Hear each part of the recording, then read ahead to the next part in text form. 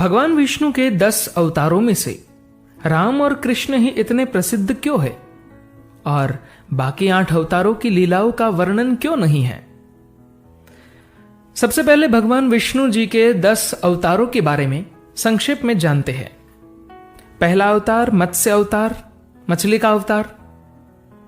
भगवान विष्णु जी ने मनु को जल प्रलय से बचाने के लिए एक मछली का रूप धारण किया था, जिसके बाद वह मनु की नाव को पौधों और जानवरों की हर प्रजाति के साथ नए चक्र में ले गए, जो बड़े पैमाने पर चक्रवात में इकट्ठा हुआ था। दूसरा अवतार कुर्मा अवतार यानी विशाल कछुए का अवतार। जब देवता और दानव अमृत को पाने के लिए समुद्र मंथन कर रहे थे, तो वे मंडरा पर्वत का मंथन करने के लिए उपयोग कर रहे थे, जिसको डूबने से रोकने के लिए भगवान विष्णु जी ने कछुए का रूप लिया था। वराह अवतार, वह हिरण्यक्ष को पराजित करने के लिए प्रकट हुए थे। एक राक्षस जो पृथ्वी को ब्रह्मांड महासागर के नीचे ले गया था। माना जाता है कि वराह और हिरण्याक्ष के बीच लड़ाई 1000 साल तक चली थी, जिसे अंत में वराह जीत गए। वराह पृथ्वी को अपने दांतों के बीच सागर से बाहर ले आए और इसे ब्रह्मांड में अपनी जगह बहाल कर दिया। उसके बाद नरसिम्हा अवतार, आधा मनुष्य आधा शेर। राक्षस हिरण्यकश्यप हिरण्याक्ष के बड़े भाई को ब्रह्मा से एक शक्तिशाली वरदान प्राप्त था, जिसकी वजह से उसे कोई मनुष्य या जानवर द्वारा दिन या रात, पृथ्वी या सितारों पर किसी भी हथियार द्वारा नहीं मारा जा सकता था। एक आदमी के शरीर और शेर के सिर और पंजे के साथ भगवान विष्णु जी नरसिंह अवतार के रूप में खंभे से आए। उसके बाद उन्होंने घर के आंगन की सीमा पर हिरण्यकश्यप को शाम को अपने जांघों पर रखकर अपने पंजे से वध कर दिया। फिर आता है विष्णु भगवान का वामन अवतार। भक्ति और तपस्या के साथ बलि हिरण्यकश्यप के चौथे वंशज, दृढ़ता के देवता इंद्र को पराजित करने में सक्षम हुए थे और तीनों लोकों पर अपना अधिकार कर लिया था। देवताओं ने विष्णु से सुरक्षा के लिए अपील की और वह एक बौने ब्राह्मण के रूप में उतरे। राजा के अश्वमेघ यज्ञ के दौरान वामन बलि के पास गए। बलि ने उनसे उनकी कोई भी मांग पूरी करने का वादा किया। वामन ने 3 पग भूमि के लिए कहा, जिससे बलि सहमत हो गया। उसके बाद उन्होंने अपने आकार को विशालकाय बना दिया और अपने पहले ही चरण में धरती और दूसरे में स्वर्ग को नाप लिया। बाली ने महसूस किया कि वामन विष्णु अवतार थे। सम्मान में राजा ने अपना सिर पर उनसे अपने पैर रखने के लिए तीसरे स्थान के रूप में पेश किया। अवतार ने ऐसा किया और इस प्रकार बाली को अमरत्व प्रदान हुआ।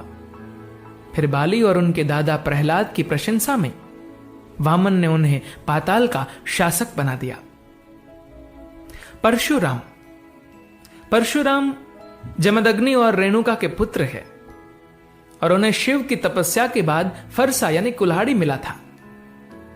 वह एक ब्राह्मण और क्षत्रिय के बीच कर्तव्यों के साथ हिंदू धर्म या योद्धा संत में पहले ब्राह्मण क्षत्रिय थे।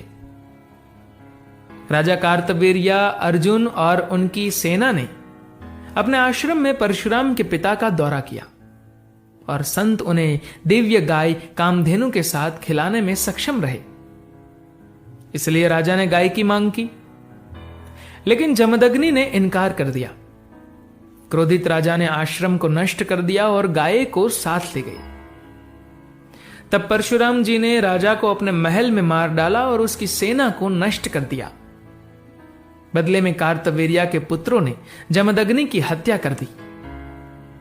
परशुराम ने पृथ्वी पर प्रत्येक क्षत्रिय को मारने के लिए शपथ ली और उनके खून से 5 झीलों को भर दिया। आखिरकार उनके दादा ऋषि ऋचिका उनके सामने उपस्थित हुए और उन्हें रोक दिया। वह एक चिरंजीवी है और आज भी माना जाता है कि वो महेंद्रगिरी पर्वत पर तपस्या कर रहे हैं। राम अयोध्या के राजकुमार और राजा।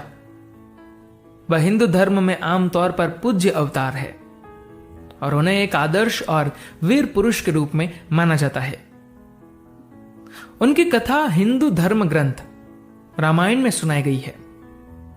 उनकी धर्मपत्नी सीता का अपहरण लंका के राक्षस राजा रावण ने कर लिया था। वह लंका गए और राक्षस राजा को मारकर सीता को बचाया। फिर कृष्ण के बड़े भाई बलराम को आमतौर पर शेष का अवतार माना जाता है। हालांकि बलराम को श्री वैष्णव सूचियों में विष्णु के 8वें अवतार के रूप में शामिल किया गया है, जहां बुद्ध को छोड़ दिया गया है और कृष्ण इस सूची में 9वें अवतार के रूप में प्रकट हुए हैं।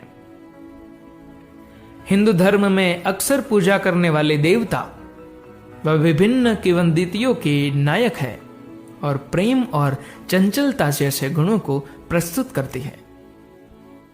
फिर आता है अवतार बुद्ध का। बौद्ध धर्म के संस्थापक गौतम बुद्ध को हिंदू धर्म में विष्णु के अवतार के रूप में आमतौर पर शामिल किया जाता है। कभी कभी बुद्ध को हिंदू शास्त्रों में एक उपदेशक के रूप में चित्रित किया जाता है, जो वैदिक शास्त्रों के मार्ग से राक्षसों और विधर्मियों को दूर करता है और ले जाता है। लेकिन एक और विचार उन्हें एक दयालु शिक्षक की प्रशंसा कराता है, जिसने अहिंसा के मार्ग का प्रचार किया। फिर आता है अवतार कल्कि का। कल्कि को विष्णु के अंतिम अवतार के रूप में वर्णित किया गया है, जो प्रत्येक काली युग के अंत में दिखाई देता है। वह एक सफेद घोड़े के ऊपर होंगे और उनकी तलवार एक धूमकेतु की तरह चमकती हुई खींची जाएगी।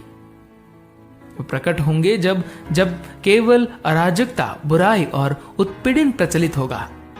धर्म गायब हो गया होगा और वह सत्य युग और अस्तित्व के एक और चक्र को पुनः आरंभ करने के लिए काली युग को समाप्त करेंगे। पहले 3 अवतार अर्थात मत्स्य, कूर्म और वराह प्रथम महायुग में अवतीर्ण हुए। पहला महायुग सत्ययुग या कृतयुग है। ये सभी मात्र एक कार्य के लिए अवतरित हुए थे। नरसिंह, वामन, परशुराम और राम दूसरे अर्थात त्रेतायुग में अवतरित हुए। नरसिंह और वामन अवतार भी मात्र एक कार्य के लिए अवतरित हुए थे, परंतु राम अवतार ने अनेकों कार्य किए इस धरती की मोह माया के बीच। राम जी ने पूरा मनुष्य जीवन व्यतीत किया और अपने राम राज्य को संपन्न करने के पश्चात सरयू नदी के तट पर गुप्तार घाट में देहिक त्याग कर दिया। और इसमें कोई हैरान होने वाली बात नहीं है। जो जितना अधिक समय बिताता है और अधिक कार्य करता है, उसे लोग भी उतना ही याद रखते हैं। वहीं परशुराम जी माता पिताजी का पिंड दान करके तपस्या करने चले गए और उनका कार्य अभी पूर्ण भी नहीं हुआ है। वह कल के अवतार को शिक्षा देने हेतु धरती पर अभी भी है। अर्थात उन्होंने मोह माया में रहकर संपूर्ण मनुष्य जीवन व्यतीत नहीं किया। कृष्ण और बलराम द्वापर युग में अवतरित हुए। राम जी की ही तरह कृष्ण जी ने भी पूरा मनुष्य जीवन इस धरती की मोह माया के बीच व्यतीत किया और अपने द्वारिका राज्य को संपन्न करने के पश्चात 125 वर्षों के जीवन काल के बाद उन्होंने अपनी लीला समाप्त की। इस समय चल रहा है कलयुग और भागवत पुराण की भविष्यवाणी के आधार पर इस युग के अंत में कल की अवतार होगा। इससे अन्याय और अनाचार का अंत होगा तथा न्याय का शासन होगा, जिससे सत्य युग की फिर से स्थापना होगी। पर क्योंकि उन्होंने अभी जन्म लिया ही नहीं है, तो ना ही उनकी अधिक लीलाओं का वर्णन है और ना ही वो इतने प्रसिद्ध है। अतः मत्स्य, कूर्म, वराह, नरसिंह, वामन और परशुराम ये अवतार अधिक समय तक समाज में नहीं रहे, इसलिए वह इतने प्रसिद्ध नहीं हुए। वही राम और कृष्ण पूर्ण अवतार है और उन्होंने पूर्ण जीवन लोगों के बीच व्यतीत किया। धन्यवाद।